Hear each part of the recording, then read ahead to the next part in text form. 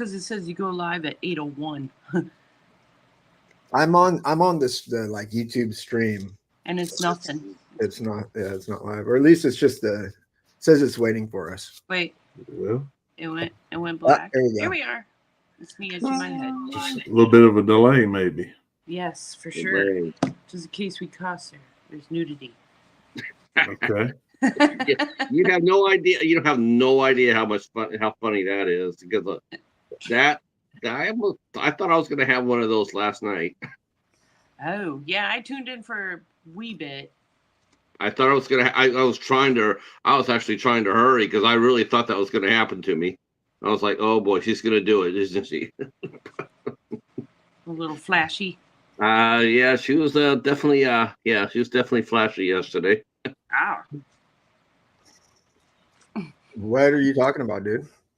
I did an interview yesterday with the cast and crew of Down Below. It's a new horror thriller, and one of the stars is Bai Ling from The Crow, and so I was talking to her yesterday, and she's a free spirit. That's all I gotta say. She's a free spirit, and toward the end, while I was trying to wrap it up, she was standing up and doing like dancing, and she was getting, it was close.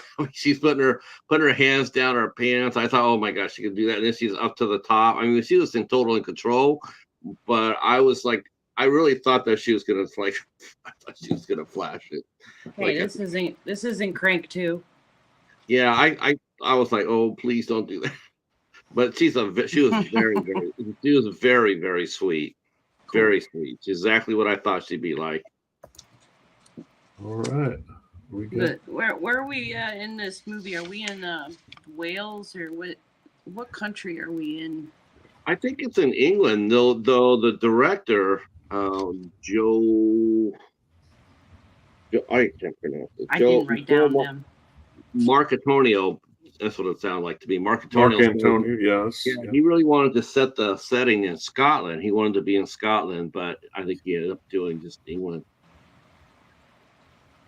Okay, before we get into this, I just got to say one thing.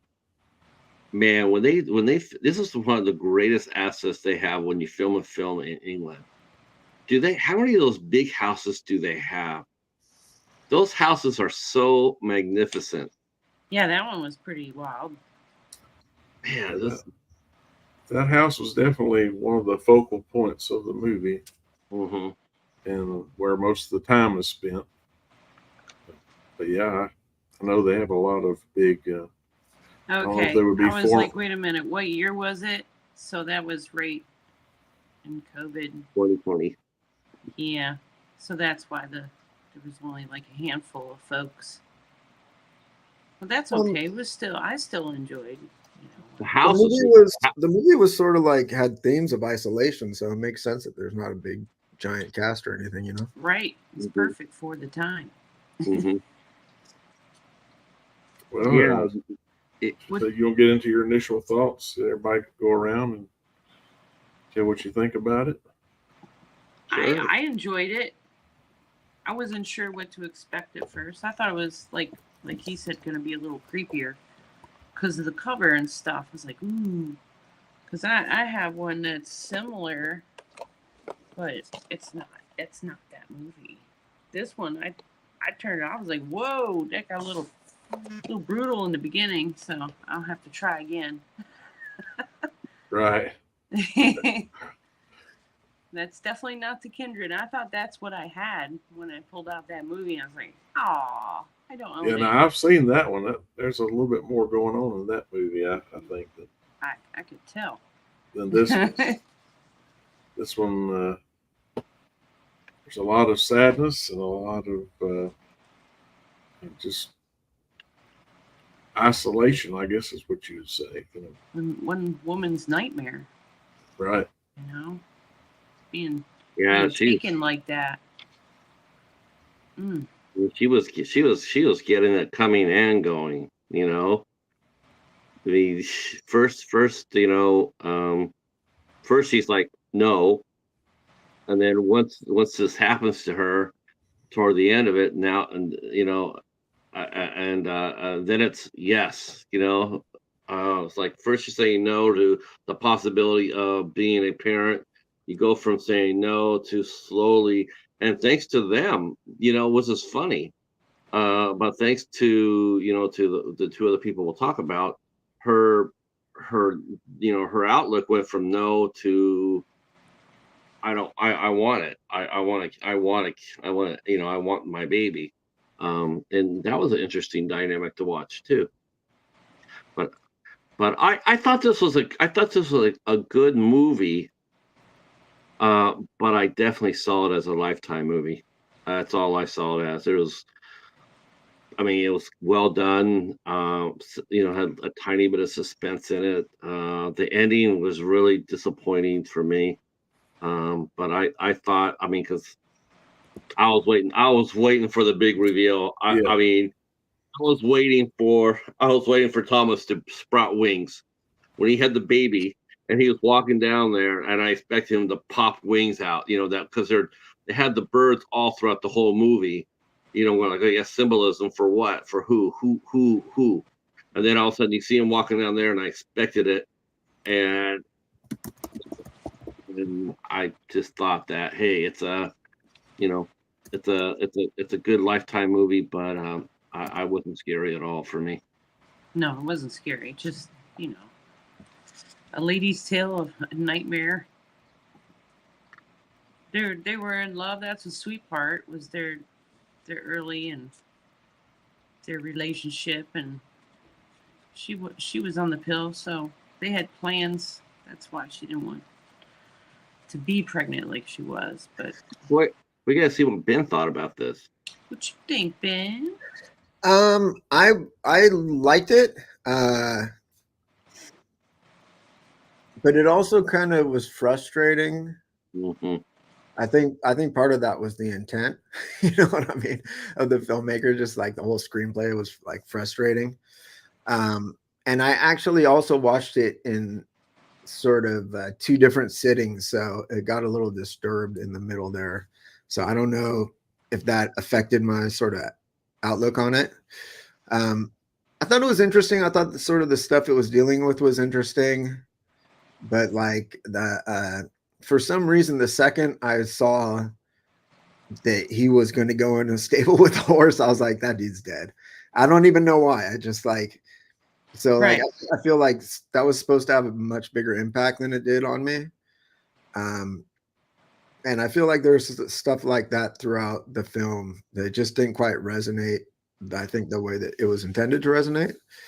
But I like the concepts, and yeah, it was kind of frustrating, and the ending also a little frustrating. Mm-hmm. But overall, like pretty well made, and some interesting subject matter. What really, you were talking about frustration.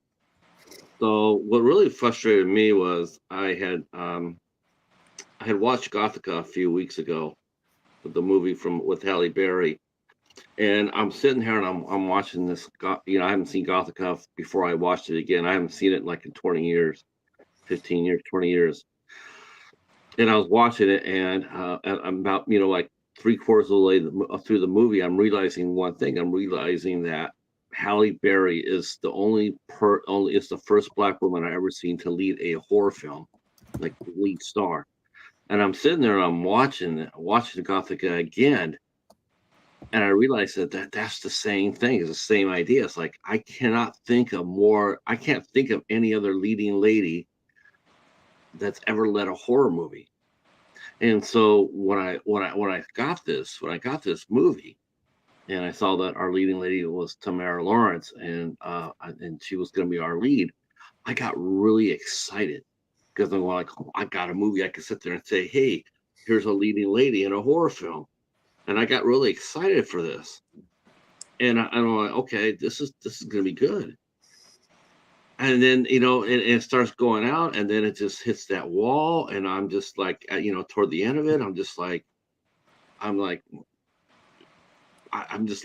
left holding nothing. And I so wanted That's how she felt. I so wanted this movie to work. Holding nothing. No baby.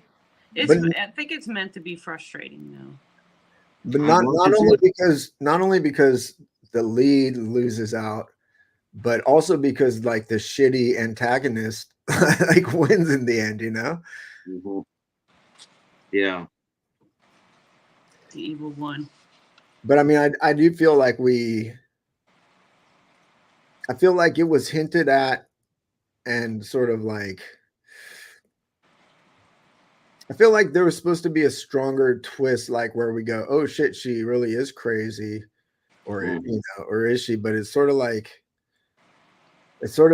I don't know, if it didn't quite, it kind of failed in that regard because, yeah, I couldn't tell if she was crazy or not. Like throughout the whole thing, like when her friend brought her back, I was like, okay, well, she's like crazy because there's no reason for her friend to bring her back unless she sees that her friend is like not quite right and this is like not a weird situation. So from that point on, I felt like, yeah, she's kind of lost her shit. You know what I mean? Mm-hmm. And they keep bringing up her mom and her mom's illness. You know what I mean? Like, oh my God. Have you seen a movie? Have you seen a movie with more people telling each other to sit down and get rest, sit down and get rest, Right. rest, sit down? Oh my Lord. It's like, you know, you almost want to sit there and like drink to that, you know, like I'd be plastered. I wouldn't be here tonight. Every single thing, that's all they ever did. Like, okay, you got to get some rest. Or the fact that you slept for 5 days. You slept for 5 days. You must be exhausted. From what? You just got done knocking her ass out for 5 whole days, and now she's supposed to wake up and she's supposed to be exhausted. It's just some of that dialogue. It's just like, I don't know. I mean, it had holes in it for me. Like that's not his brother. Like they were talking in the beginning, and that's not his real brother, Thomas. Yeah. Who is this creepy dude? Like, I guess they were half brothers, right? I think Step. Oh, okay. Step brothers. Okay, yeah. Okay.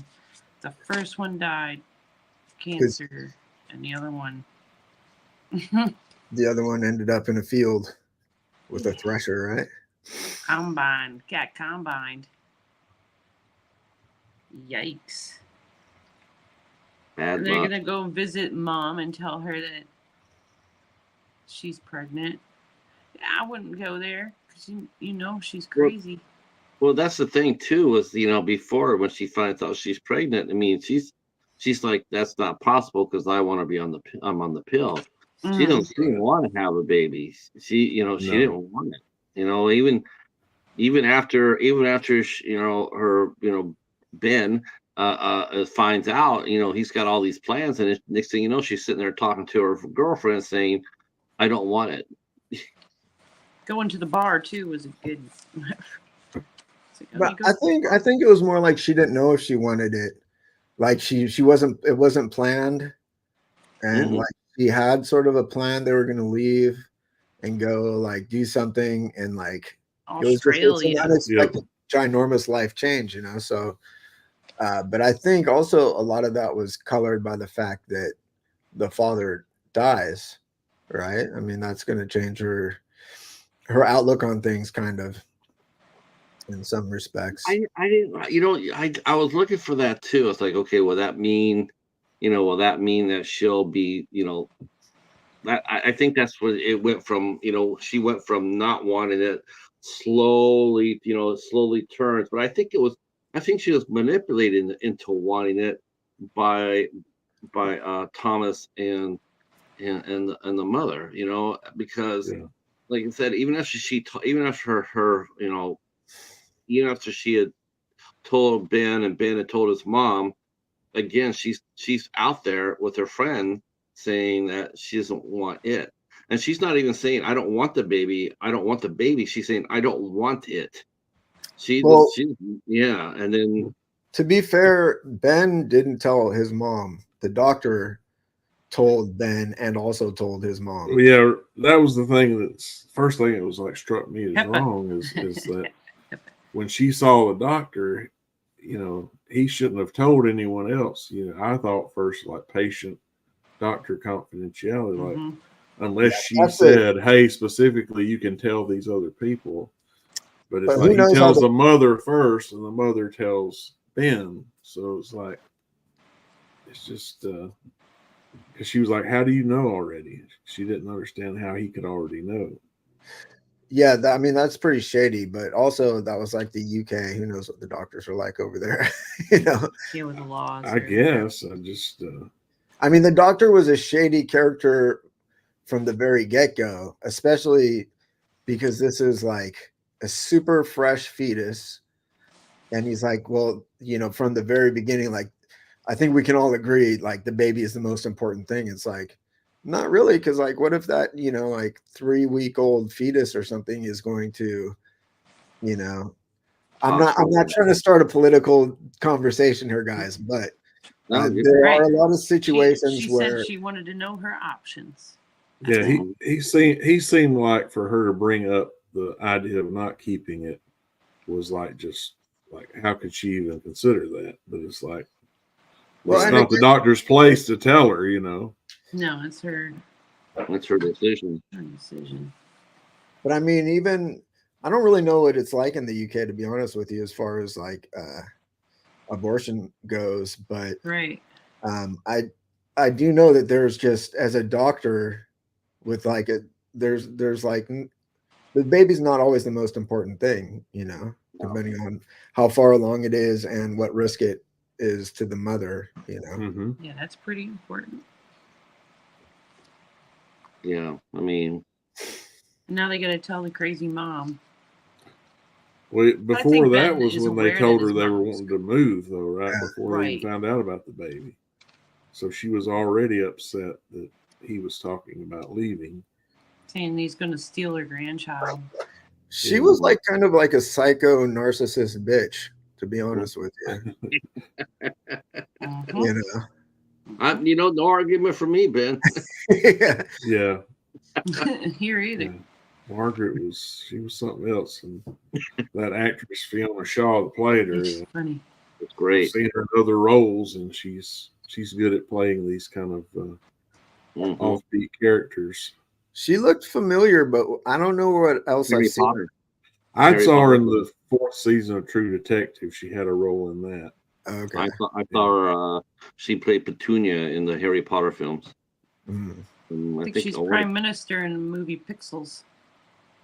Oh, okay. Pixels. With Kevin James, he's the president, and she's talking some English gibberish, and you're like, "What did you say?" And she goes, "I don't know." I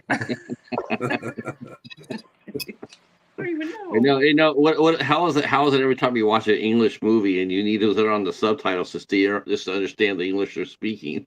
I still won't get it. Yeah. I gotta play that over. Yeah. And this dude's always making lunch. He's like their servant. Thomas. Yeah, quiche. He's always serving quiche. Quiche. Well, you see, like, I mean, yeah, the quiche is like they joke about it being the default vegetarian meal, you know. But they sort of they sort of show that guy. I don't know, his character, like from the very beginning, seems sort of like easily manipulated, or like he's I don't know. Yeah, he wasn't exactly like a servant, but he was just like a super like people pleaser who couldn't quite think for himself. Good pianist, though. Yeah. And as the movie goes along, you know, he there were certain things he didn't feel like going along with, like, well, after Ben's killed and Charlotte passes out, wakes up there, and then Margaret tells her basically that the bank foreclosed on the home that she was sharing with Ben, and that they moved all her stuff into their house, which we find out later is a lie, that it wasn't foreclosed, but that was one of the means to keep her there with them, and just using the thing of, well, where else are you going to go? Like, you have no family here, might as well stay here with us since you need your rest again. Come back to the rest thing. Take your rest. Put your feet up. I feel like I need to go back and rewatch this and count how many times they said that. But they were also drugging her, so of course she felt groggy, She got Cosby fied. It's in the pudding pop. Well, I just wondered how many people in the town were in on this thing, because when she finally basically threatens, I'm gonna go into town to get another opinion, to have an ultrasound or whatever, she tells the technician that did the tests, but she has that opening of time to tell her, like, hey, something's going on, I need your help. And then that was like a very Rosemary's Baby type of situation too, right? That happens in Rosemary's Baby, where she goes to see a different doctor and then Saperstein shows up. Yeah, the one in the thing. It's been a while since I saw that. Yeah. And so the doctor shows up, the initial one that saw her, that was supposedly had gave the instruction for her to stay in bed at bed rest. And she's like, how did he get here? What's he doing here? So, well, after when I was sitting there watching that, like I was waiting for that last reveal that didn't happen, and at the end, you see him pass off the baby, and I thought, like, okay, well, do you think this could be some sort of trafficking ring? Because Mary pointed out that, like, she thought that her friend might have, though I thought about that after we talked to Mary. And the thing is, though, I think that, for one thing, I mean, when you get hit by a horse, you basically your head's just basically oatmeal. I mean, it can crack your skull. I thought she hit him in the face with a shovel. Yeah, I don't even think if he did, I wouldn't. His head looked misshapen. It looked like he did get nailed by the horse. But who's to say that she didn't hit the horse with something in her hand? The cause. Well, he's back there. And right. I mean, who's to say that? She said he was acting up. He wasn't acting himself, the horse. So she sent him in there, and he shut the gate. You are talking about Jane? Yeah. Yeah. I didn't feel like she had any nefarious plans. They were friends for a long time before that, right? Or at least they were friends before that. So like all of a sudden she gets pregnant and she's like, oh, hey, this will work out really well for my human trafficking ring I got going on. Yeah, I was thinking about that, and then it didn't come together for me, because her friend was too much of a friend. You know what I'm saying? It was like, and it's like, I just didn't get that vibe, even at the very end of it. Where I'm going, like, I'm at, as far as her involvement of it, but the end was where they're, like, I don't know. It did feel like it had a little bit of the potential to be that. But again, there's the whole ending. Just it takes you up to a certain point, and it just leaves you. And here we are. We're trying, and I know it's open ended. But we're trying to fill in that hole, like what happened, and it's just really nothing there for it to grasp onto. Another thing I couldn't figure is when Jane came to visit her there at their home, and then Charlotte has to go to the bathroom. Why would she have just left?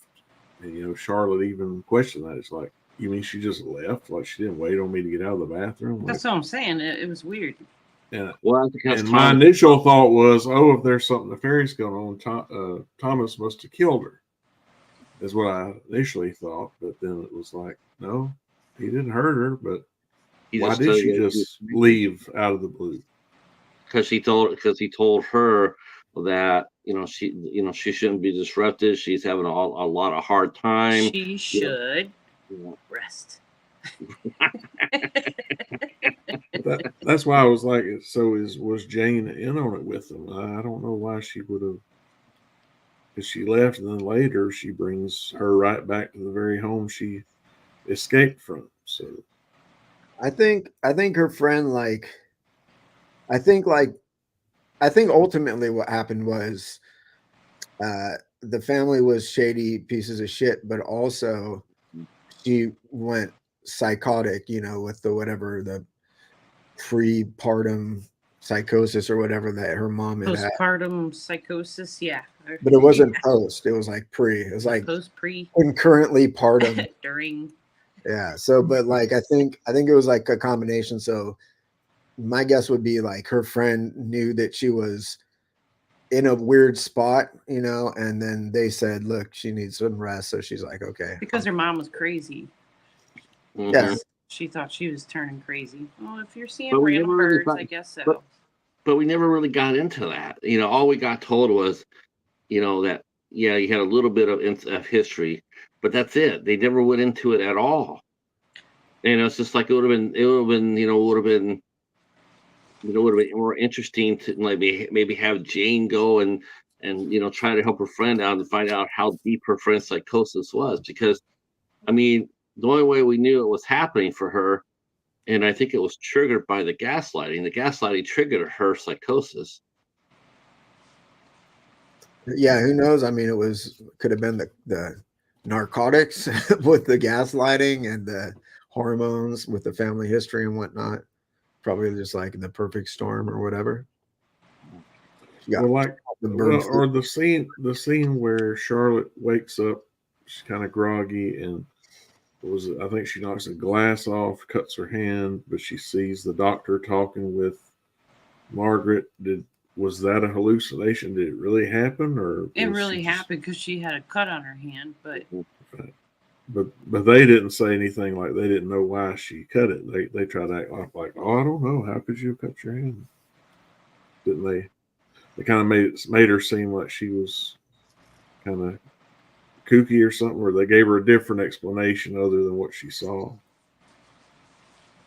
Right.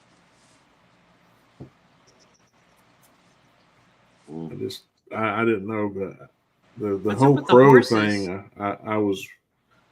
They kept showing that it started out as one, then there'd be two, then there's eventually like three, and then later on a whole flock of them. Murder of crows, right? Yes, yeah. I thought the bird photography was actually kind of beautiful when they do like real close up photography of the birds like flapping and shit. I was like, oh, that's pretty striking visually. Mm-hmm. When they found out that the Ben was dead and the mom showed up, and then she said some shit to Charlotte, she snapped out. I remember that part. It's like it was choking her on the ground. Oh yeah, she kicked her. She was kicking her ass. Well, she blamed her for it or something. I don't know what she was saying. Blamed her for taking her son away. But it was like she didn't have anything to do with it. Well, yeah, the mom was like a crazy bitch, obviously. Yeah. Like no one liked her except for I'm gonna call that dude Miles, but I don't think that's his name. He seems like a Miles. What was the dude's name? Thomas. Thomas. Yeah. Thomas. Who was also the guy who played was also one of the producers as well. I've seen that guy before too. I actually saw the big movie that he was in. He starred in. It was called Tommy's Honor. I actually saw that. He was really good in that movie. He looked familiar to me, but I couldn't place him. Yeah, he didn't look super familiar, but yeah, I saw that. I've seen that movie before. The doctor looked familiar. What has he been in? I don't know. That one I couldn't tell you. I wanted to say he might have had one of the smaller roles in the Game of Thrones years ago, but I think it was Game of Thrones. Yeah. That's what I thought I remembered him from, anyways. He was in he played Qyburn in Game of Thrones for 22 episodes. Okay. And then he was also in Pirates of the Caribbean on Stranger Tides. I remember, yeah, he was like the mice. He was like the he like revived the mountain or yeah. He's like, yeah, that dude. I couldn't quite place him. I was like, that dude's so familiar, but yeah, he's been around forever. He was kind of a dick doctor in Game of Thrones too. Yeah, he was. He's like typecast.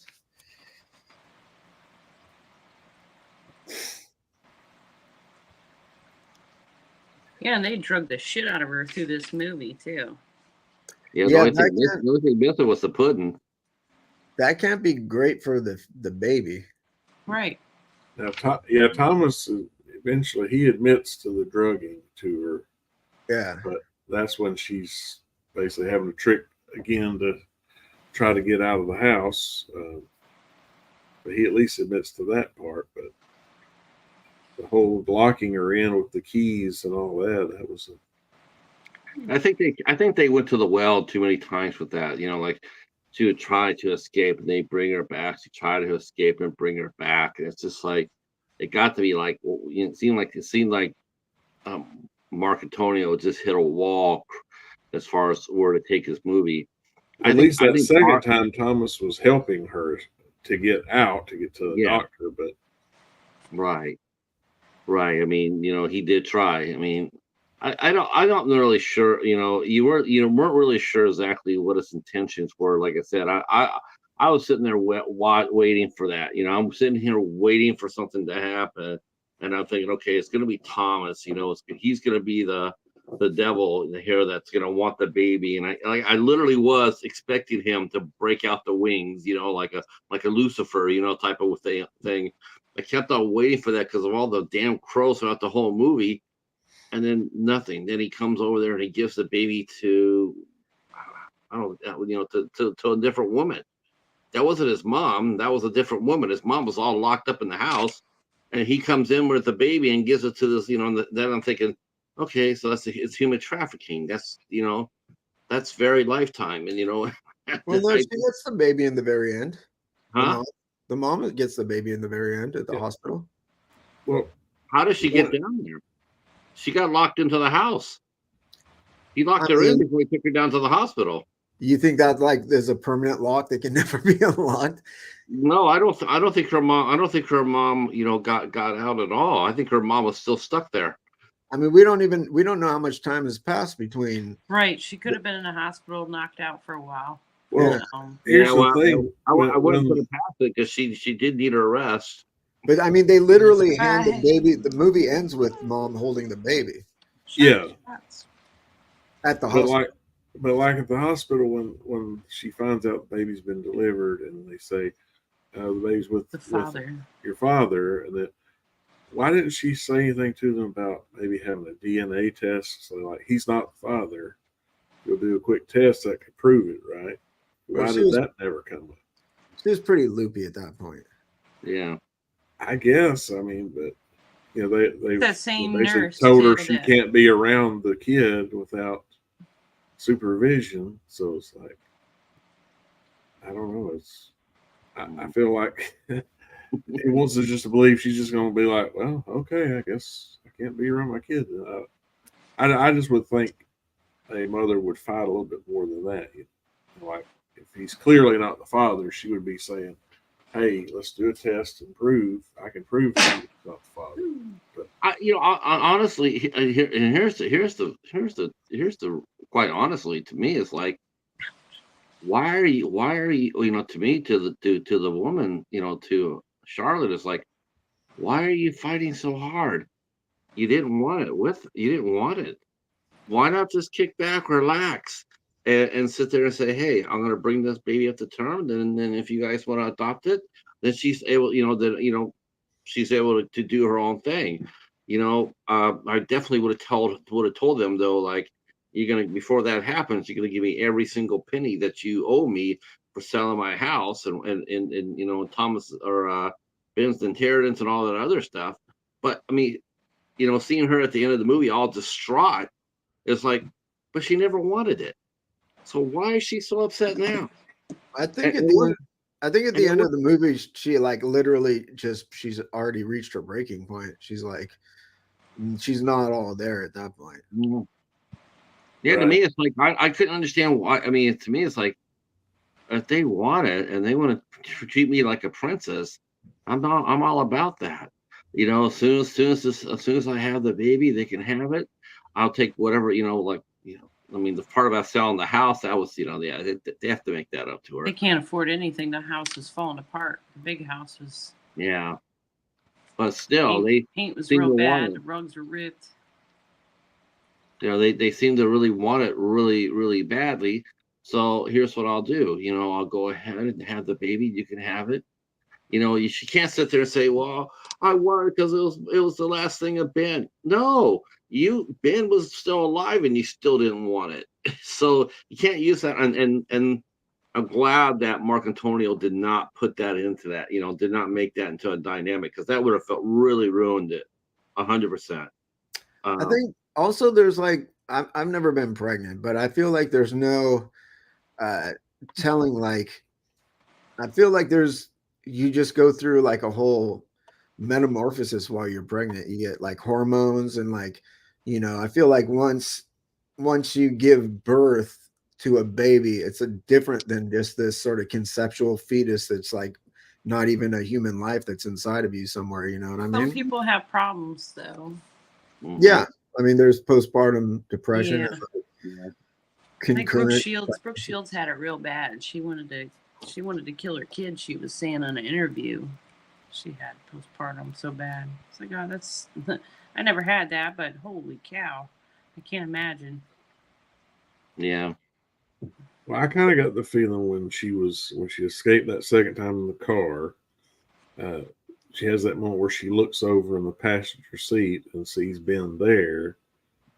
I was under the impression by that maybe she was like, okay, I'm willing to have this baby now because it's a way that still ties me to you.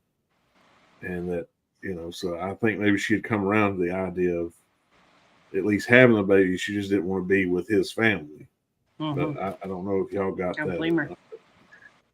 Yeah, I wouldn't want to be with that family either. There's no way that I am like stuck in that house. I don't, because the door is locked. There's like, no. This is a problem I have with a lot of movies. I'm like, I watch a movie and they're like, oh, well, we're trapped. There's like the door's locked or something. I'm like, I'm getting the fuck out of that room. And I'm not saying I can break out of a prison or something, but like, you're not going to keep me in a house that has like windows and shit. And the part where she has the knife and Margaret comes in the room, I mean, she's on a cane. I think she, even as a pregnant woman, she should have been able to outmaneuver Margaret if she wanted to attack her. But she basketball move. But she didn't do it, so I don't know. I think she would have whooped that candy ass if she had actually really wanted to. She probably should have, like, a long ass time before that. They kept her captive forever. All they Yeah, want to do is keep you safe. Yeah, that's the part. Like the second they're like, oh, your phone got broken in the fall. I'll get it to you next week. I'm like, fuck you guys, I'm out. What am I gonna? I mean, I'm bored as shit sitting here in your stupid ass house now without like any kind of electronics or something. You kidding me? Yeah. Like all she had was a bed and a piano. Yeah. And some shitty company. Well, she had some books to read. Some drugs. She had lots of drugs. They'll make the books better, I guess. Yeah, the Count of Monte Cristo was the book she was reading. Oh, was it? Yeah, which I had never actually read that book, but I believe it's about a prisoner, right? Who gets his revenge at some point. Yeah, falsely in prison. Yeah. It's a great book and a great movie. But I don't know, just that ending. You never really get. It's like, okay, so they have the baby. She doesn't have the baby, and it's like that's it. That's how it leaves it. Yeah.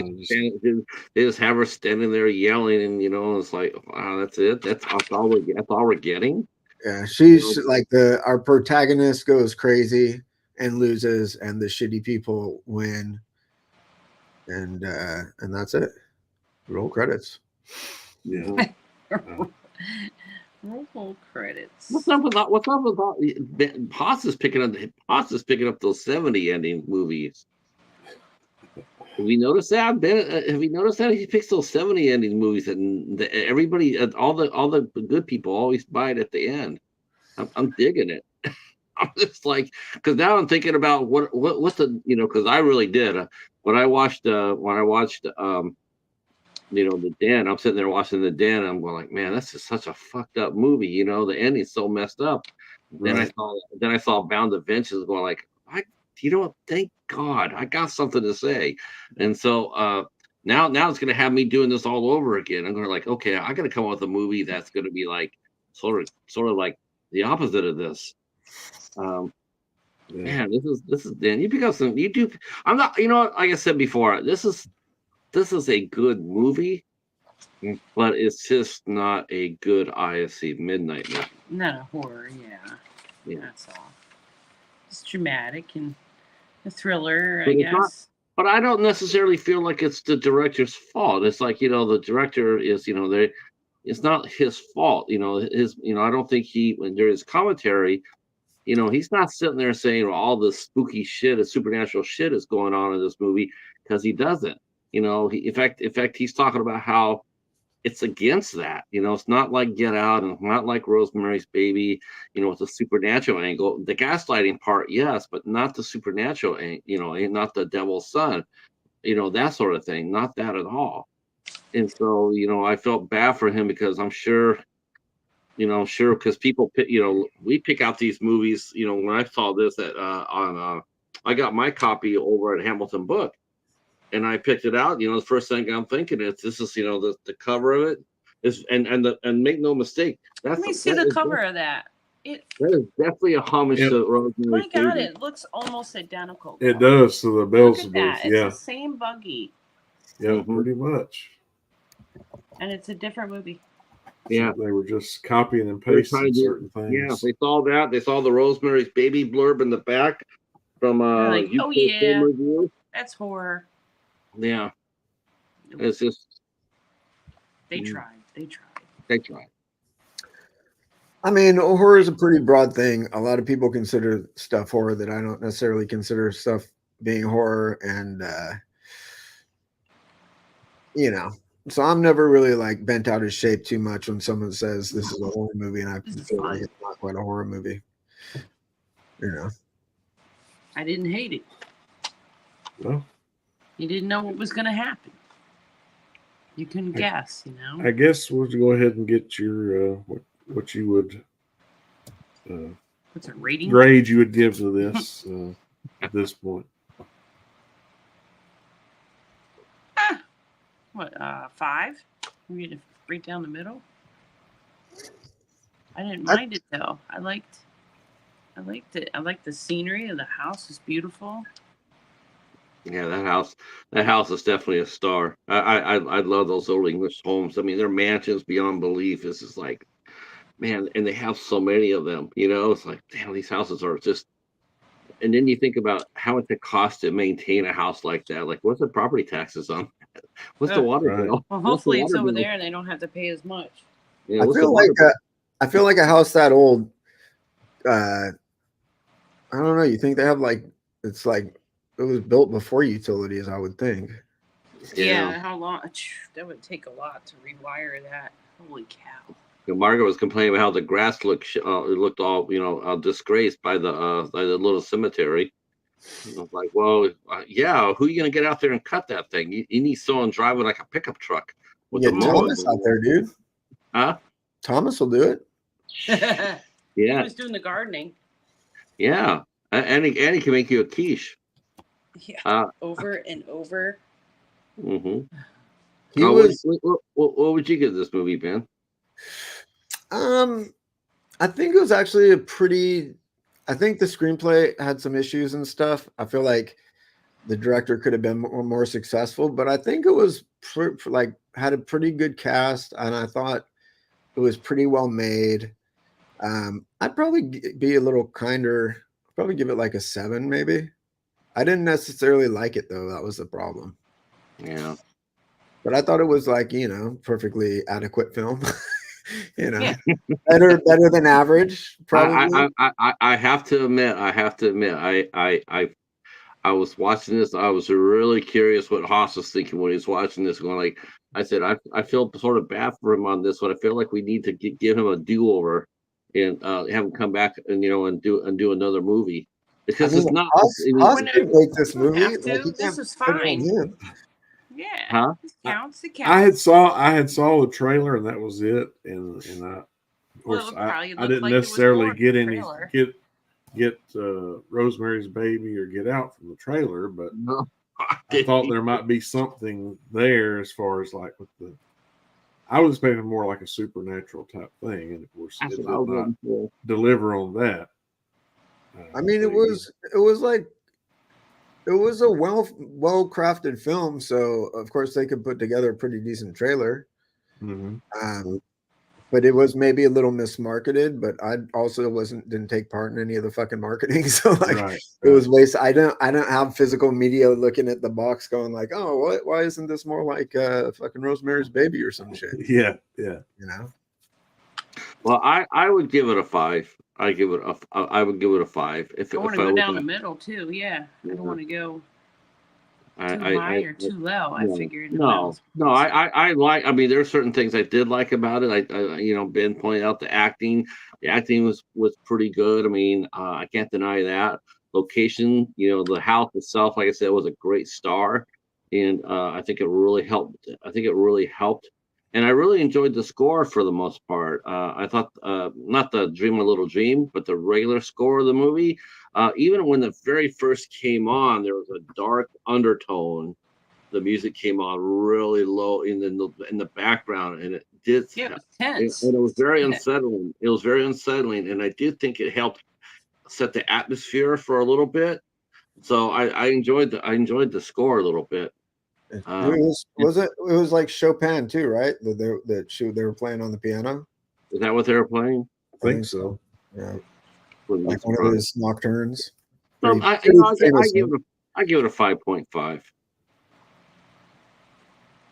I was gonna say 6 is what I'd give it, but I mean, I just there were things about it that were definitely, like you were talking about the cinematography, the definite thought they put into that, and the cast, were pretty strong as far as the characters they played. So it's just there were certain things that let me down, I think, but I think we covered it. We pretty much all felt the same way. The ending, and some other places, but do you understand why there was a black horse in her dream? I don't, other than was that the one that kicked her husband? What killed her husband, but. There was one part where they showed the back end of it was a lot smaller than the front end. I didn't really understand what that was supposed to symbolize. Right. What's that? Yeah. I think I mean you gotta give the filmmaker some credit there, and that they attempted to insert some stuff like that. Her fact that she was reading Count of Monte Cristo. And there's like all this bird symbolism that you don't actually, I don't really feel strongly about what it was symbolic of, but I felt like the filmmakers were really letting us know that there's like some symbolism. These birds symbolize some shit. The only problem is like if I cared more about the film, then I would be more interested in like thinking about what the symbolism was, Right. I mean, ultimately, I sort of feel like the birds just. In the beginning, throughout, just sort of like were symbolic of freedom, in general, just like free or captivity, because when she was driving away in her truck, the birds came and attacked her truck. They weren't there to help her to free herself. They were there to keep her there. But she was actually hallucinating those birds, right? Because it showed when it would pull the cutaway, you didn't see any birds, but it was just when she was looking out the windshield, she saw them. That was a really weird sequence, though, because some birds hit the window and crashed and bled, and we saw that it broke the window, and then the other birds would come in and they weren't affected. They just went right through, and it was almost like, well, what do you want your birds to do? Do you want them to seem like they're phantoms and go through the car, or do you want them to seem like they're really they're true, they're alive, and they're attacking the car? I think they were definitely hallucinations. That's what I thought. Yeah. I didn't think there were any birds there at all. It's just she thought there were. Yeah, I didn't know. I didn't know because because some birds hit the window. Like I said, some birds hit. He saw the windshield crack, and then the other ones, you could definitely tell they were not hitting anything. They were just flying through the car. She was driving through them, and I'm going like, okay, so what part of that are we, or what part of that is going to be for real? And then of course by that time, she, and what's with the part about her driving like a maniac? Like she's driving like race the devil. It's like, why not just slow down? You got out, slow down, and just take your time. And then but she's driving like a crazy person. Oh wait a minute, she is. And then she hits the rock, and that was a great stunt too, by the way. That was a practical stunt. You have to look at it from the perspective that she like literally just barely stole this car and got out of a situation. Like the dude was like at the window, right? And she was like, so of course she's got adrenaline, and that's going to color how she's driving, probably, in my opinion. And I guess her hand's still bleeding where she cut it, so because she didn't take the time to bandage it up really. I felt like it felt pretty obvious that it was a ruse the whole time. Like I never once felt like the baby was actually in trouble. Right. No. Never did. So I feel like things like that.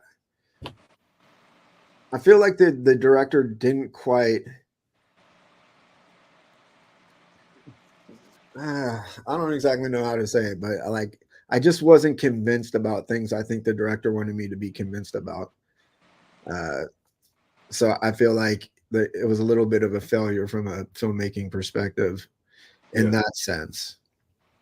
Could have been me though. Who knows? Well, so whose turn is it this next month? Ben. I saw like a really interesting IFC Midnight film the other day. A new one. Okay. But I'm not gonna pick it, I don't think. But I'm tempted to. I think this would probably be. I think you guys are. I think everyone wants me to talk about this one with them. Oh right? yeah. Oh yeah.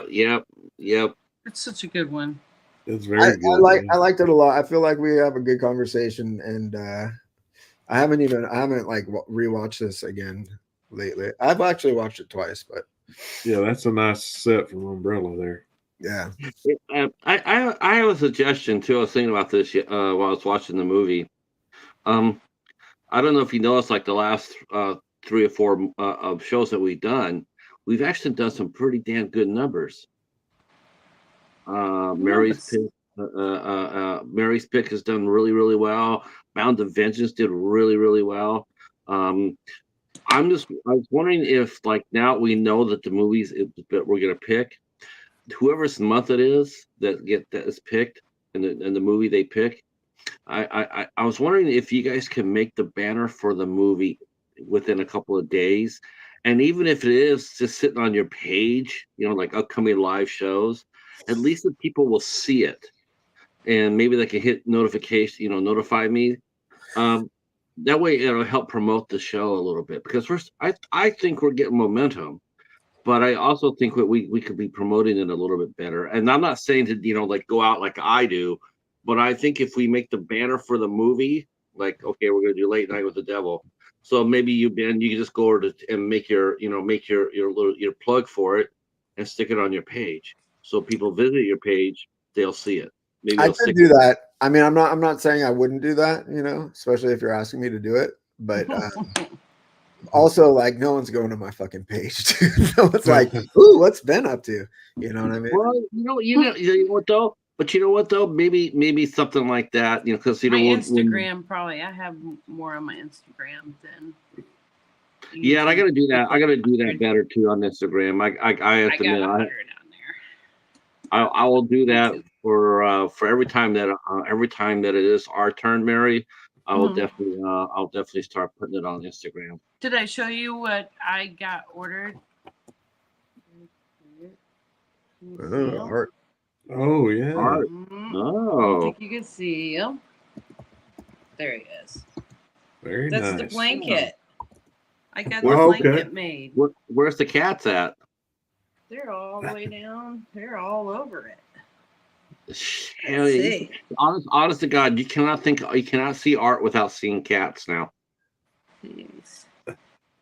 Kitty. There's a kitty. Yep. Oh my God, this is crazy. You really, Yeah, that honestly, picture I made you, I turned it into a blanket. see, honest to God, you really can't.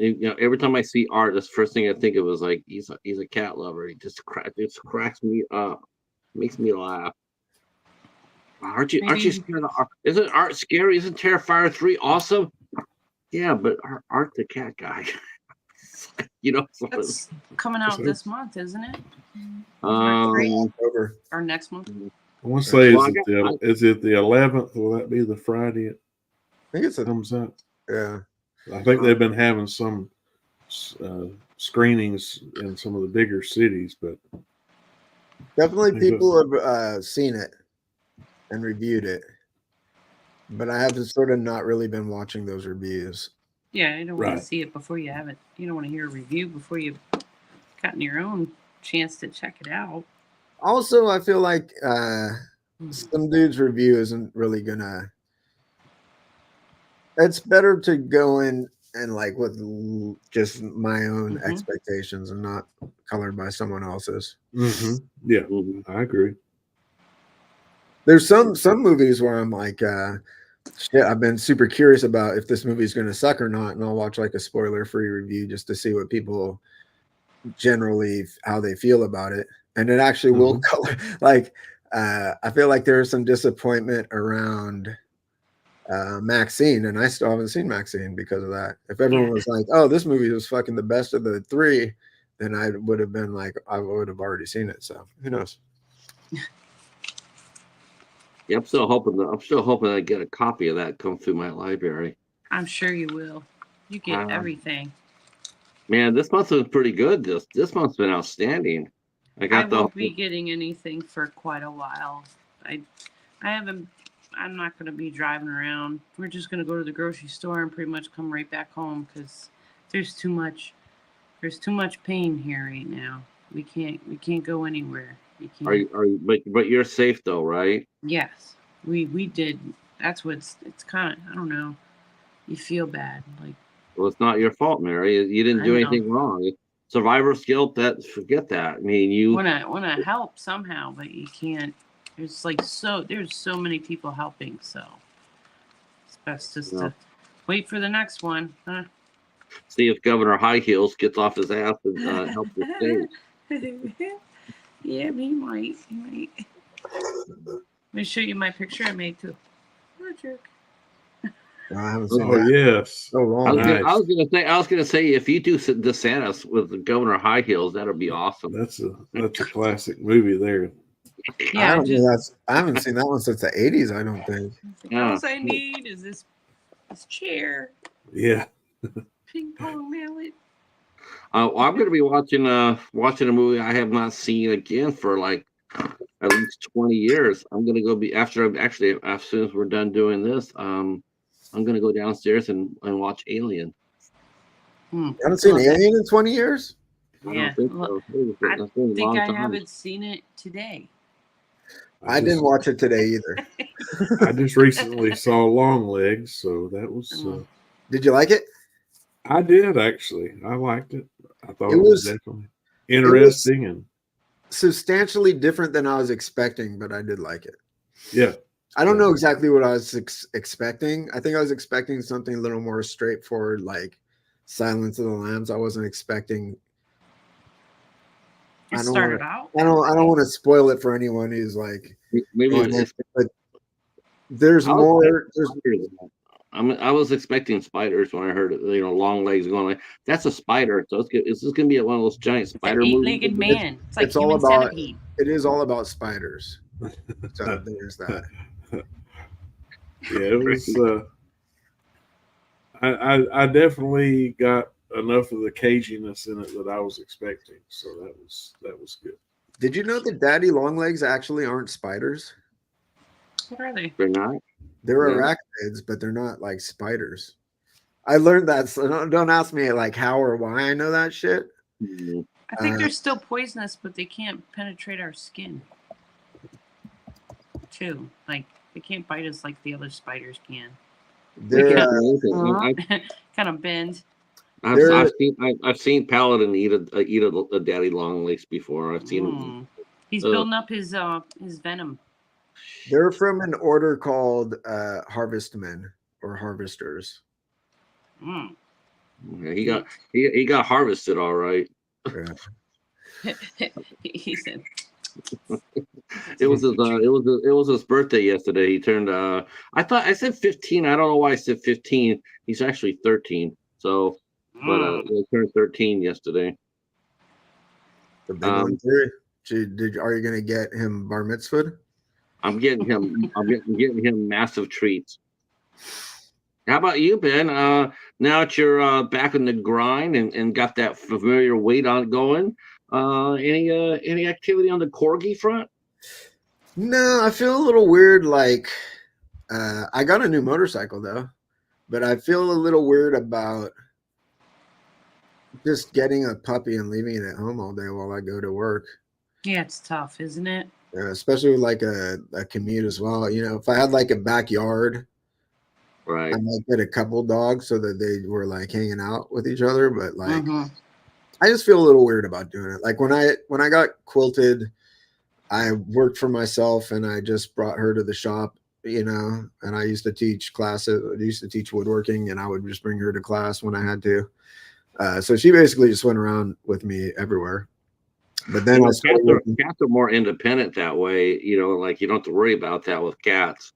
You know, they're pretty much, you know, especially find one with if you go to a shelter and you see one that says would be best alone, would be, you know, like without other cats, like Paladin, you know, he can't be around other cats. He just goes psycho. Maybe you can, you know, maybe, did too. Yeah. I mean, so I don't feel too bad about that. He's his own best friend and he knows it. And you don't have to worry about, you know, coming home and having your house, you know, tore up and your French fries cooked in the microwave. I'm the same. But I was thinking as far as the corgi goes, maybe you shouldn't get a puppy. Maybe you should get something like I got with Paladin, you know, like a couple of years old. Yeah, I'm probably am going to get 2 dogs next time I get so they can hang with each other. Yeah. But I also like to. You know, I live in my apartment's not huge or anything. Right.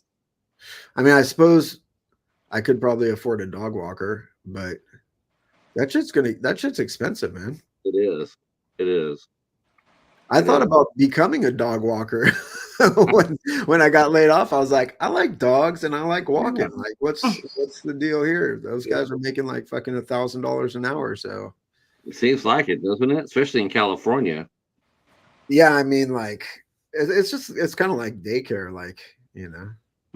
No, honestly though, if I was gonna do and this sounds bad, but if I was gonna become a dog walker, again, it's one of those things where if I'm gonna do that, and much as and you guys all know I hate guns to death, but man, I think I have to carry for that because I'd be scared for the other dogs. I'd be worried about people's pit bulls and shit running out, you know. Yeah, we try to walk ours, and it seems like every time we try to take her for a walk, there's some dog coming running up. Really? And it's always trying to bite her. Yeah. I mean, there's a lot of dogs over here, and like it's not really been an issue. I mean, Quilted got into some fights and stuff, but like it wasn't like every time I went out, it was like ever a thing. That's because every time Quilted got in a fight, the dogs would rush up on the Quilted, ready for action, but look over Quilted's shoulders and see the boys looking down at him, going like, "Yeah, I'm good. I'm out." No, it's because she would just crush them with the power of her mind, and they'd just be like this crumpled up thing on the floor. So. Vulcan, I was gonna go with the boy. I was gonna go with the boys all lined up on the window. I was like, when I was out of work, I was walking my neighbor's dog just for Okay. free though. Okay. That dog's a Didn't go fucking now. psycho, man. I That can see dog's Hoss, you'd be a good dog walker, wouldn't you think? I mean, it sure is. That'd be a good supplementary income, I guess, to add in. Down Had a here, you lot- have to put little booties on them because it's so hot. The pavement burns their feet. Right. Yeah. We have to watch that around here in Michigan too. Sometimes sometimes Frozen. we're a little hot, but the worst thing you have to worry about though is the people doing the dog walking. Like there's the two types. There's the professional dog walker that knows to maybe walk 2 or 3 at a time, and then you get the ones that try to walk like 6 or 7, and that is not. I had a walk by somebody once like that, and man, I gotta tell you, I mean, I walk by, I give him plenty of room, but as I'm walking by, I can hear him growling and shit like that. And I'm like, man, this is not a good spot. And I told her that too. I told her, I would try to walk less. You can't handle all your dogs. You can't handle. If they want out. If they want, when they want to go, they're gonna break your They're gonna break your hold. And at the same time, I have 2 little bottles of pepper spray with me, and I have them both in my pocket. And I have one already cupped because I'm thinking I don't trust her at all. So I'm walking, like walking sideways, keeping an eye on them because I don't want to get hit from behind. And then I'm putting some feet down to get the hell away from her. Because that was not a good day. That was not a good day. Because you could hear them. They're big dogs too. They weren't just little mutts. They're like good sized dogs, and there's 6 or 7 of them. You don't want to face that. That's true, but yeah, I never really had issues like that. I'm not saying like I'd beat up a pit bull or something, but most dogs that been off leash, like, or got out and approached me and or quilted aggressively, I pretty much just scared them off. I'd pick up quilted, and then I'd like to, There's a lot of there are a lot of people out there. I mean, there's even some on the tube there that that the people are just utterly. They don't even try to police their dog. And you see little kids running around, and next thing you know, you see a dog run up on them and trying to bite them and stuff like that. And it's just I can let mine right out front, and she will not leave. She won't leave my side. I go to mailbox. She stays up in the yard. I say, and we come back in, and that's it. She don't take off. She's a good girl. It's the owners. It truly is. It's how you treat them. I think there's most people are pretty conscientious around here, to be honest with you. Here they don't care. It's Florida. Didn't you get Dark Crystal, Patrick? Did you? I did. I got Dark Crystal. I got Dark Crystal. I got the Magra. Was that her name? Yeah, Agra. I didn't put her nipples on it though. I got big nipples. The library was pretty good because we're talking about Kevin James earlier, so I got the incomplete series of King of Queens. King of Queens. Yeah, I got the whole series for like $4. Then I got the complete run of Boston Legal. And, I don't think I've seen that. Oh, that's a great show with James Spader and William Shatner. Oh, James Spader. Yeah, right before he ended up doing Blacklist. So he was pretty great on The Office as Robert California. Yes, he was. Yeah, he's a very interesting actor. He's very interesting, and honestly, after watching him in the Blacklist, man, I got to be honest with you, I'm going like, man, how come they didn't go to him for like if you want to carry on the Hannibal Lecter story, like you did Mads Mikkelsen. Mads Mikkelsen has played Hannibal Lecter. Yeah. I'm telling you, James Spader could have played that role in his sleep. Oh, Just watched Manhunter yesterday. That's a James good one. Spader at this point he's not charismatic enough, like physically, compared to Mads Mikkelsen or whatever. I think they cast that Hannibal really well, actually. I love Mads Mikkelsen. I thought that show was pretty excellent. It was mind blowing that was a network show, and I thought it was like the art direction was pretty amazing. It was really good. I couldn't believe it when it aired on NBC for 3 years, right? Three Yeah. seasons. It was really great. Everybody loved it, and then all of a sudden it got canceled. And then like a year later or a year and a half later, CBS decides they're going to do one called Clarice, where they can't bring in Hannibal Lecter because of the licensing. And it was almost to the point where it's like, well, why are you even bother? How are you going to have a Silence of the Lambs movie without Hannibal Lecter? It's just no one's going to watch it, and no one did. It was gone. I think it was gone within like 13 or 14 episodes. It's just like I don't know who would okay this. Right. Well, I mean, if the show was, I mean, I would watch a show that was good, even if it was like based on a franchise that didn't have a character I liked in it. It has to be good though and compelling. It has to be good. I was curious about Hannibal. I mean, as soon as you saw Mads Mikkelsen on there, you're going like, yeah, I'm watching that. Yeah, I don't care. I don't know. Mads Mikkelsen's the kind of actor that you sit there and watch paint dry. He's sitting on the stage, he's reading a newspaper, you're paying money to see it. He's that kind of actor. And but yeah, you're right about James Spader. I think he has the voice and the mannerisms down pat. That's why they got him for Ultron and not Hannibal. Right? Yeah. He was good at he was good as Ultron. It's one of those things where they got it wrong, but through no fault of him. He's just there to do what they tell him to do, and so he did Ultron, but they didn't do the character right at all. And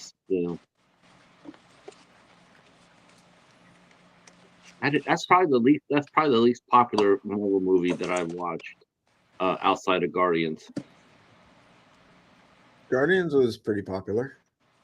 Yeah, but they got that one wrong too. It's like just like, but what you get? You can only, like I just reviewed Batman '89, and that's the first time I've seen Batman '89 in a very, very long time. And I remember watching it the first time in the theater, and I just remember going like, yeah, I really didn't like this movie too much. And I'm a superhero guy. I love superheroes. I collected books and all that, and I just didn't like it. And then I rewatched it. I'm like, okay, here it is. If couple, 20 years later, I'm gonna probably really like it, a lot, because I like Michael Keaton in The Flash. That I liked him very much in The Flash. I thought he did a great job there. But then watching Batman '89 all over again, I'm going like, I knew there was a reason why I didn't like this movie. But I did like Jack Nicholson. I thought Jack Nicholson, yeah, he definitely deserved the praise that he got. He was fantastic. When that movie came out in '89, I think it probably had the most marketing I had seen out of any film. It was sort of highly marketed and possibly overhyped for a lot of people. But I was 89. I was at an age where I could watch a stupid movie and be like, that's pretty cool, regardless of any hyper marketing or anything. If it's just I love Batman Returns is my favorite one of Tim Burton's Batman. I really like that one. I thought it was great. I thought Michelle Pfeiffer was great. Especially when she sits there and she looks at him and goes meow, and the whole building blows up, and going like, yeah, that's Catwoman. That would be Catwoman. She was pretty great. Yeah. Mm-hmm. Danny DeVito was a Penguin, and I thought that was actually pretty damn brilliant.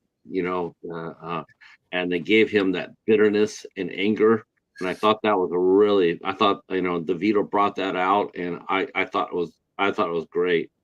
I don't think he gets credit enough for that. When we talk about the Joker, you talk about Heath Ledger and we talk about Jack Nicholson, but man, we don't talk hardly anything at all with DeVito playing the Penguin. But that was a great performance.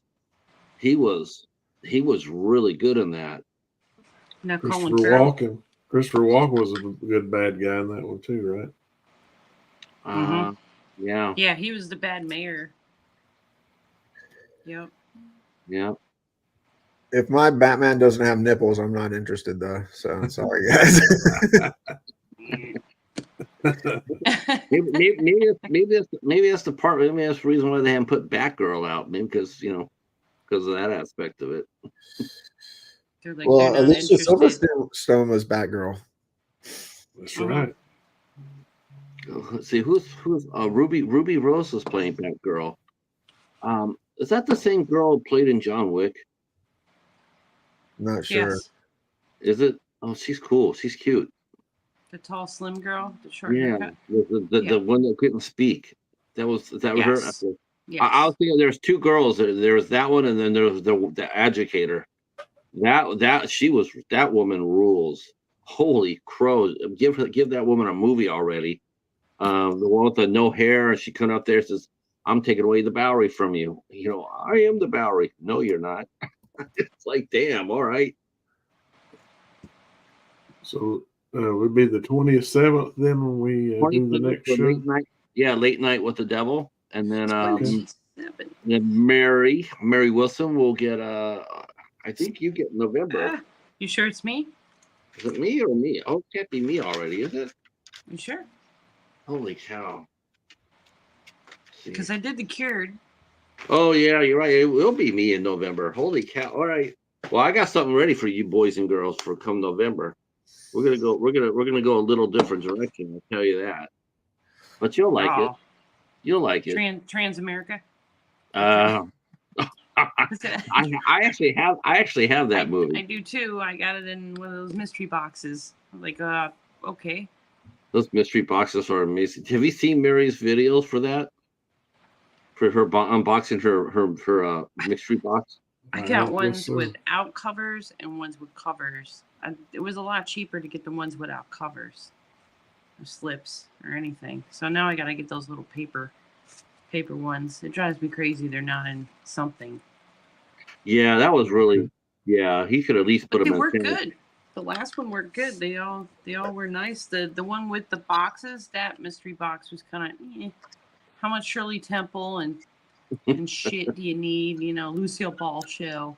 It's like it's all free stuff. I don't need that. Let me see if I have that. I might have the one I'm going to show you guys. Have you guys watched Oddity, by the way? Audited? I have not. Oddity. Oddity, yeah. Oh, it just dropped on Shudder. Yeah, that was the IFC movie that I was talking about. I recommend watching it. I saw a trailer for it. It's definitely intrigued me. Yeah, it was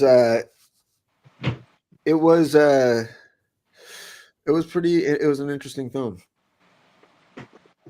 But another one. Well, I'm not going to color it with anything, but it's on Shudder right now. So if you have Shudder, give it a watch. Yes, I did watch Oddity. Did you like it? Yeah, it was pretty cool, but I was expecting more. I don't know. Just like I was creepy. This mouth open thing.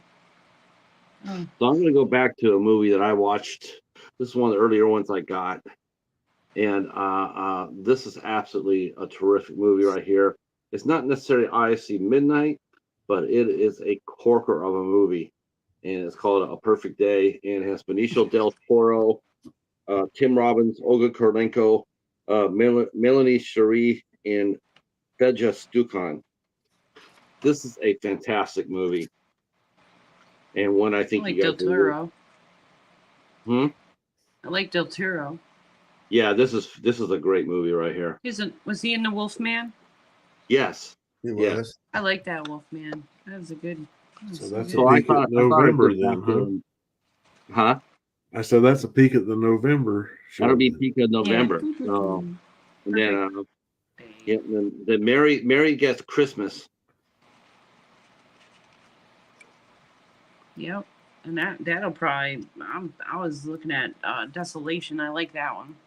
Yeah, Desolation looks good. It's like in a violent nature, kind of like that. I guess. That Desolation looks super creepy. It sort of sends a shiver up your spine a little bit. It looks like it's really, really, based on the trailer, it looks really creepy and very I have effective. to finish Abandoned. Oh, okay. Let me know what you Jason think about Patrick. that. Yeah, let me know what you think of that. It's an interesting movie.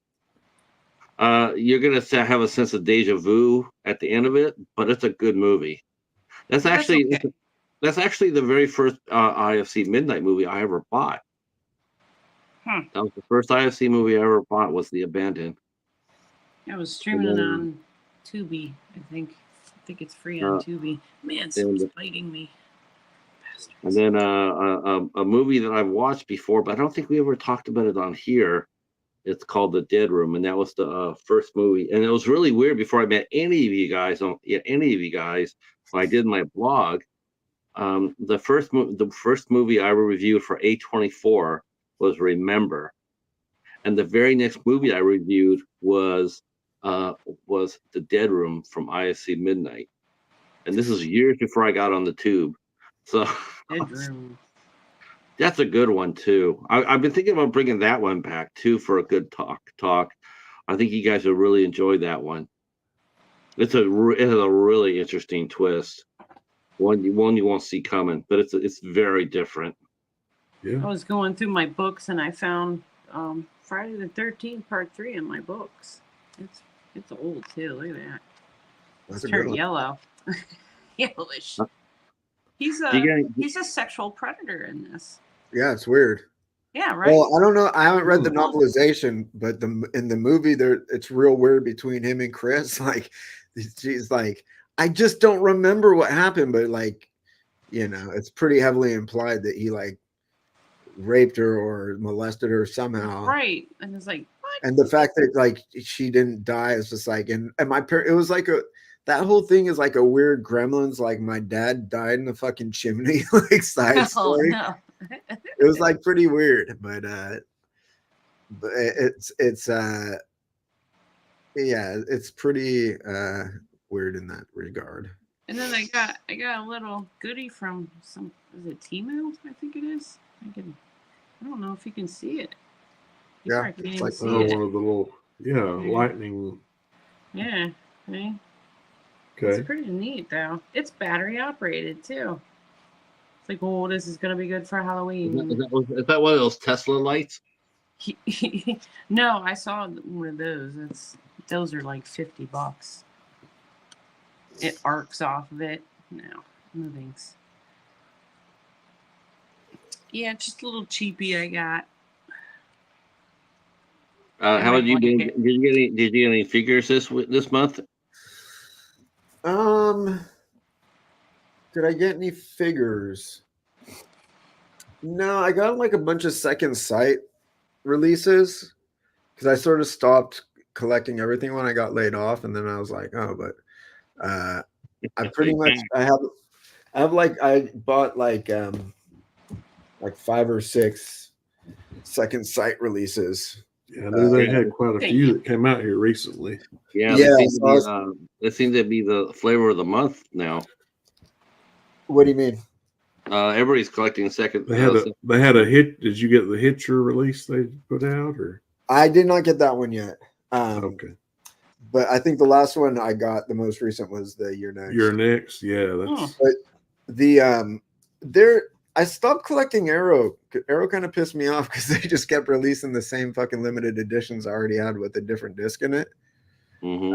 And so Second Sight sort of replaced them as people that were doing like actual new releases that were pretty cool. I mean, I like all the Second Sight releases.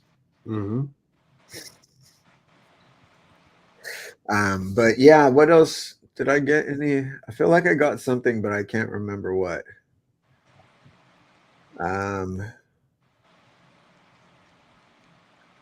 Yeah, I know there's a few things I wanted to get, but then didn't.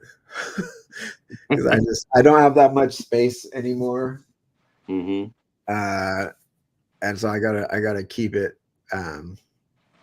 Too minimal. Yeah, though actually, this company called Paragon Effects, they did a Creepshow ashtray that I have, the traveling ashtray from Creepshow, and then they also did that Phantasm 2 sphere set that I got recently. They now have up for pre-order an oxygen destroyer from the original Godzilla. Like it's good. So I put in like I didn't. It's not up for pre-order. It's just like you sort of like reserve a spot for it or something. So I did that. I don't know how much it's going to be. It's probably going to be expensive, but it's going to be cool. Great. Oh, but of course, if you bring that home, it's gonna. You might, talking about having a puppy on the, in the house and tearing it all up while you're gone at work. That'll probably happen with the boys once you bring that in and you go to work. They're not gonna like that oxygen destroyer too much. Yeah, they're gonna have to learn to love it though. Godzilla probably, it'll be flash, be a Vietnam, flashback for him. I only have maybe like 3 or 4 54 Godzillas, so I think all the other ones will be okay with it. All right. Oh my gosh. I had so much fun with this Godzilla. I'm telling you, Ben, I really truly I really wish you just I mean, you got so many cool figures. You could have so much comedy content on your channel if you just showed your boys doing all sort of crazy antics. I would be the first one to watch it. I just have like I just wonder, like I sort of question why I post anything on any social media. You know what I mean? Like I used to like making YouTube videos, and I still probably would if I did again. But I originally started the channel just to make a bunch of like horror friends and stuff. And it was also making like cool edits and stuff was like a creative thing to do when I got home from work. But now I sort of scratch that itch with music. And like, yeah, my channel never really like grew a lot or anything. And like, it was growing when you guys were doing Coast to Coast.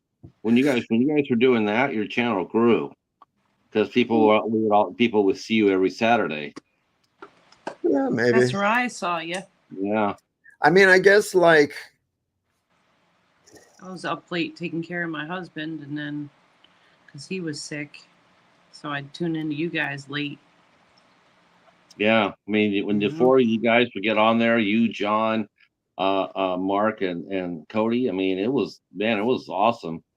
I had a lot of fun. Actually, they were talking about doing a stream in October, so I think we might end up doing that.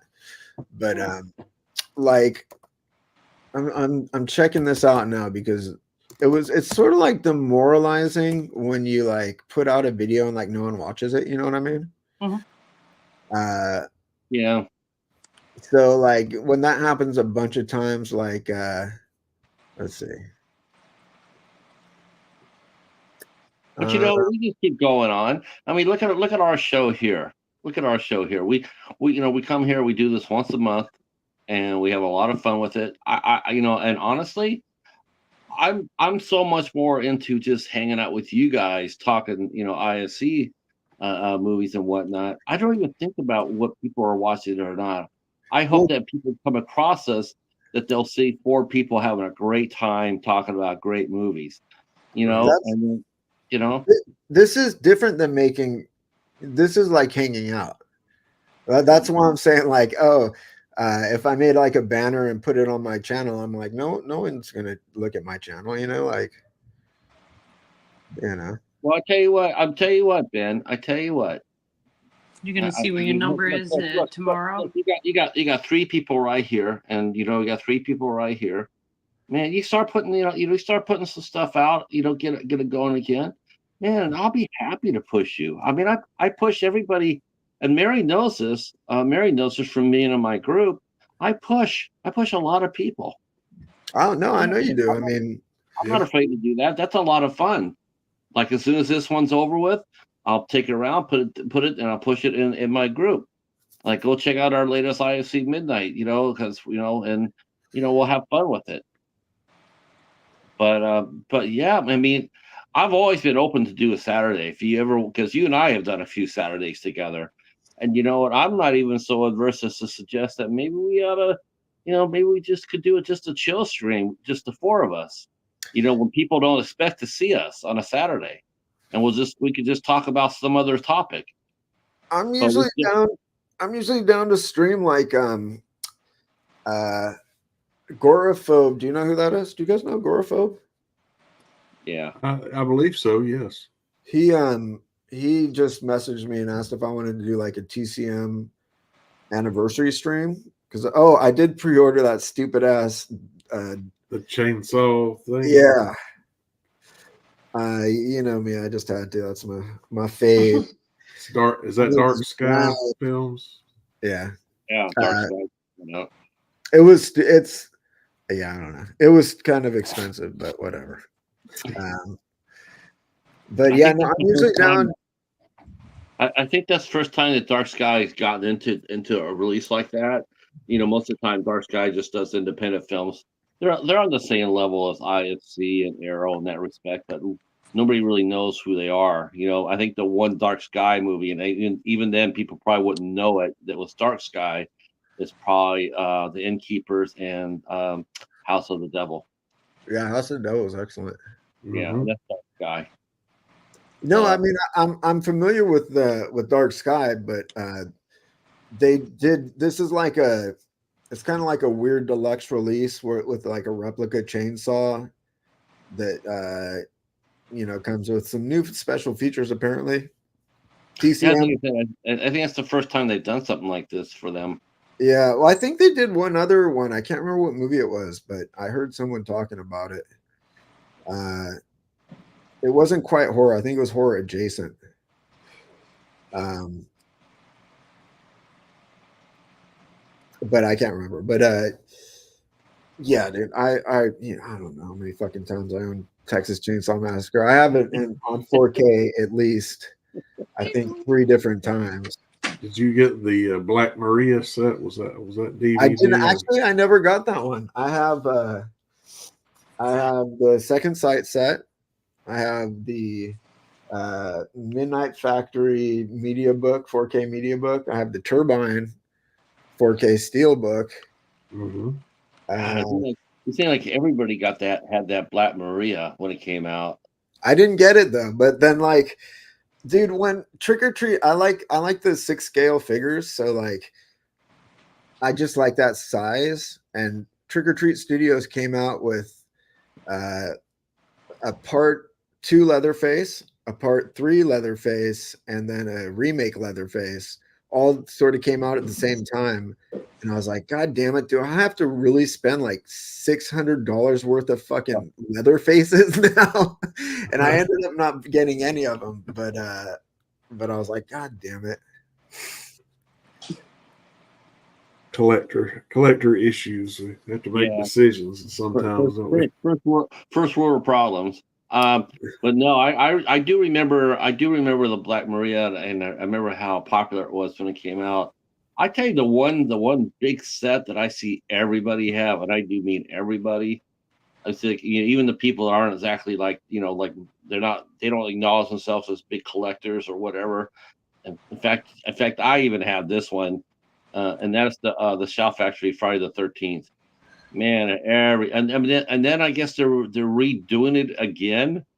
They're releasing Friday the 13th out, I guess, on 4K now or what have you. And I'm like, the remake, they just Arrow did the remake one. Mm-hmm.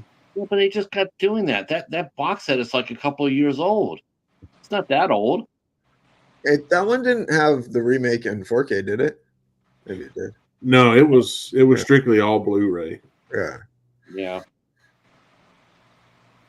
Yeah, I mean, that's the weird thing. Like, you want, as like a person who collects weird boutique like releases and shit, like you don't necessarily want people to do like the super loved franchises over and over. You want like weird ass fucking like, hidden gems. You want like a super dope edition of like some hidden gem that you love, but like doesn't get that much props or something. Yeah.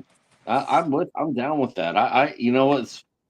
I am. I'm with that. I mean, dark. I rather see something fresh and new than to come back out and hear everybody talk about the same old shit. It's just like it's like but it's 4K. Oh, I mean, that can make it like the Alien 4K, for instance. That's like a really beautiful restoration. It's like the best looking 4K I own. And I might have to check that out. It's definitely worth like picking that up if you like that movie. They did a fantastic job with it. Jaws was really good too. I have Jaws in 4K. Yeah. Yeah, the only thing, I only got 2 4Ks. I found 2 4Ks. One I found at the library, and it was the Mummy trilogy. I got that for a quarter, and then good job. Isn't that crazy? Brand spanking new, factory sealed. It's crazy. It's like 4K. It's like it was the second 4K I ever got, and then I got one other 4K from the library too, just a regular movie. I can't remember what it was, because I don't have a 4K player, but I still picked it up because it was only a quarter. A quarter, come on, right? Exactly. So I saw it and I picked it up. And a trilogy too, to boot. Yeah, I got the Alien on Blu-ray. I saw that. I was like, ooh. I'm like, okay, I got that, and maybe because I'm getting it for $1. I just don't see the thinking behind going out and spending another $85 for another 4K when you just got done spending big money for the Blu-ray. Well, it's I mean, it's collecting shit doesn't necessarily make sense. It doesn't make financial sense, I mean, it's not like a business. You just do it for the love of the fucking thing. Right. But then, like, a company like Arrow Video, for instance, like I used to collect all the limited editions. I have like all the old school limited editions and shit, but then like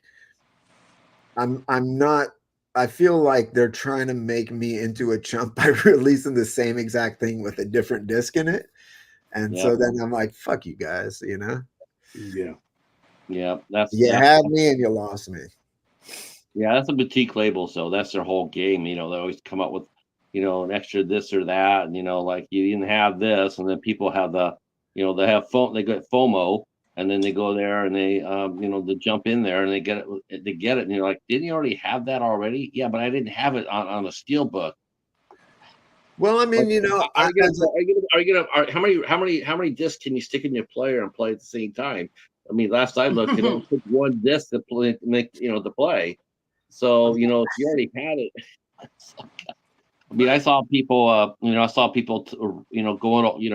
on the steel books, and I think that's great, if you don't have any, but people were going like, oh, I'm going to get that. I'm going to put this next to my 4K and my triple Blu-ray and my 20th anniversary DVD, whatever DVD disc, set. It's just like there's so much money you're spending on just one damn movie. Well, I mean, I feel like there's different sort of types of collectors. Like, I feel like you really enjoy getting a bargain, like buying a 4K for a quarter, right? But then there's some people who like I already had Alien when this came out, but look at this dope ass set. Wow. I mean? Wow. That's of very course I want this, right? Hell yeah. It does have. It's like a different steelbook than the one I already had. Oh, damn. It's still very nice. That's nice pictures. I tell you the one set though. That's the one I have on. That's the one. The picture I have on my DVD. The front. That's what I have on my green DVD. one. Yeah, that's cool. Yeah. It's like, ooh, getting ideas. Wow. Yeah, that's really nice. Ooh, so I mean, I'm a sucker like for someone puts out like an interesting, like this is like 3D is, but it's a really cool set. So I'll tell you the one thing I would mark out for, and I would be really happy, and believe me, I keep looking for it too. Like man, I mean, I would be that would be the Criterion Godzilla collection. And I thought it was The Haunting of Molly Hartley. I'm still looking for that. Nobody has it. I can't find it. I can. I'm looking for it I saw it on a shop. I saw it on a shop app. That Criterion collection from Godzilla is pretty good. You should get it. I know, but don't they like $300 for it? I think it was cheaper than that.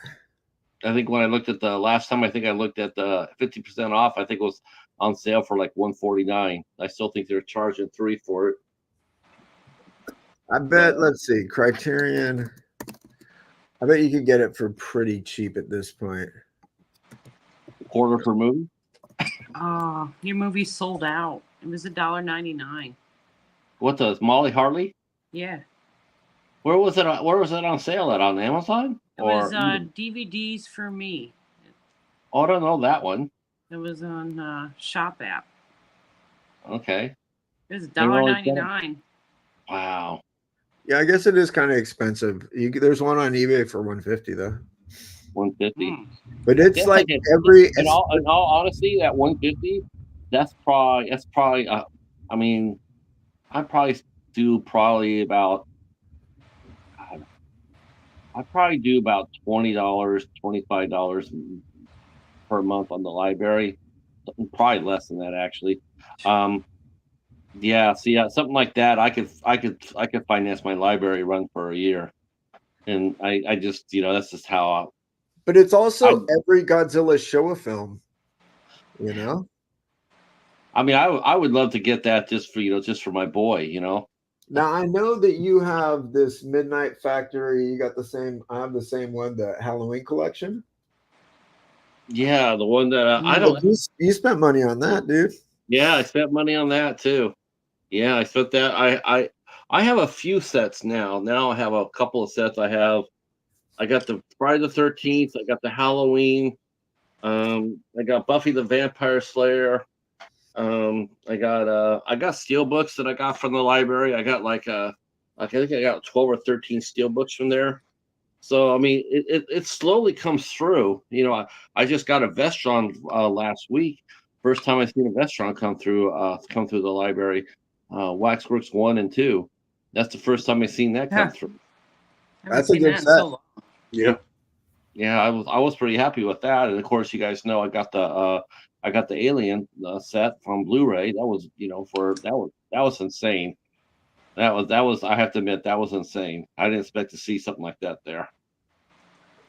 So I got that for a mere buck. That was like, okay, that's a good deal. But of course, it's like I kept the DVD set. That's the one I'm going to be watching today. The 20th anniversary set edition. You should watch the Blu-ray set, dude. What the hell's wrong with you? Well, unfortunately, my Blu-ray's not working. Yeah, I don't. If anybody could explain to me why suddenly Sony's Blu-ray players quit working with Blu-rays, I would love to know that. I mean, I don't even know. I can't even figure out how it even happened. I mean, one day you're putting it in there and the Blu-ray player is playing, and the next time it's saying unknown disc.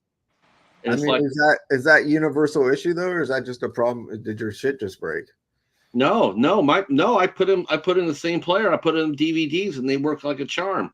No, I know, but I mean, it could just be that your unit has like malfunctioned, right? I mean, it's not. That happened with the PlayStation 2. It would play the PlayStation 1s, and it wouldn't play the PlayStation 2. So that means it's like it died. It's like. It's almost like it teched out, I would totally get that if I was connected to it. Like if you're connected to the internet, and I can understand that, the tech, but it's not connected to the tech. It's not online. Right, you're not streaming off of it. Right. Yeah, but it just broke, dude. It just shit breaks. Yeah, it just malfunctions. Well, it's still playing my DVDs perfectly fine. Yeah, but that doesn't mean that like the whole unit is fine. That's gonna end. One part of it works. Yeah, it's just weird. Did you put a cleaner disc in it too? Yep. Bought that. I bought a cleaner disc. I bought that from Family Video. Ran that through things like 2 or 3 different times. And once in a great blue moon, a Blu-ray will go in there and it will play.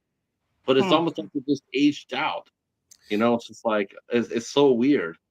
I feel like I gave away a free Blu-ray player. I just put it out on the street for someone to take. I feel like you could get a Blu-ray for player Yeah. pretty free if you wanted to. You just got to go to Walmart and get one. I know they sell them over at Walmart. They're $80 at Walmart.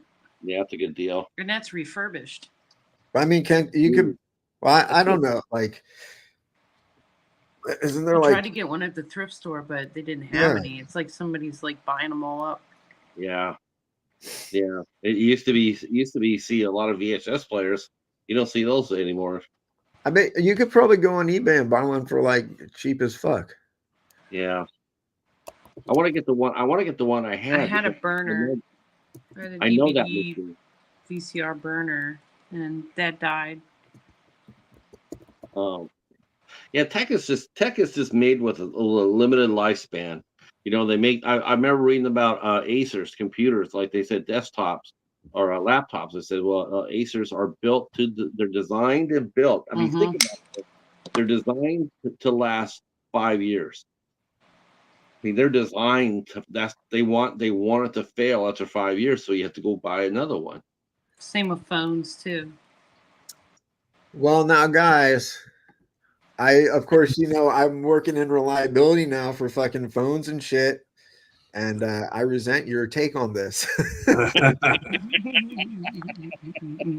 No, I mean we do crazy tests. We put that shit through hell. Like I gotta work on like I'm making this machine that's like simulates like swimming with a smartwatch. like we're testing shit. That's nice. That's good. People do now with tech. Like people do stop. They do stop. Supporting it after a while. But that's just the price you pay, I guess. It costs the company money to try to, keep old products alive. So, right. I just realized that we've been live all this time. Yeah, yeah.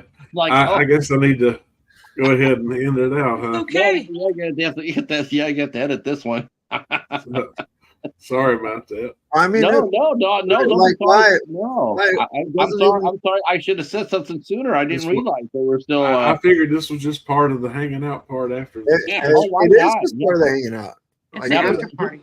People can see people can check out the nights hanging around the round table. Yeah. That's cool as hell. But yeah, we'll see y'all in October. I go ahead and hit the end. Okay, so Late Night with the Devil. I can't think of a better movie for Halloween than Late Night with the Devil. Yeah, it's a good one. There's it's a Halloween film. It doesn't, Yeah. I liked it quite a bit, but yes. I think I will say it got a lot of hype. So there's a potential, I think, for a lot of people to watch it and feel let down, like, oh, that movie was overhyped. But well, it'd be just like the average person watching an A24 film, Ben. It'll be like you watching an A24 film. Did I say that? Did that come from me? I mean, did you just compare a good IFC Midnight movie to A24? So it sounds like you do love A24. Interesting. Okay. You missed it. You missed it. I did a collection video of my A24s. I have 43 of those sons of bitches. Yeah, I mean, I'm a fan of films, not like film companies per se. So like A24, I'm sure they're hit or miss, but they put out a certain type of horror movie that I like. I'm not saying that they're flawless. I'm not saying IFC Midnight, they're definitely not flawless. But no. But I mean, I typically like A24 horror films. It's just like a lot of like there are some I want to see. Like I still want to see Talk to Me. I still want to see that quite a bit. Yeah, that was good. I definitely my number one film that I just recently did I was guesting another channel, and we're talking about our most anticipated fall winter movies. My number one that I want to see more than anything else this year is Heretic, and it's A24. But I really want to see that. Is it? I haven't really been. What's it about? You know what? Honestly, based on the video, it's Hugh Grant. He's playing a bad guy. Oh, okay. Yeah.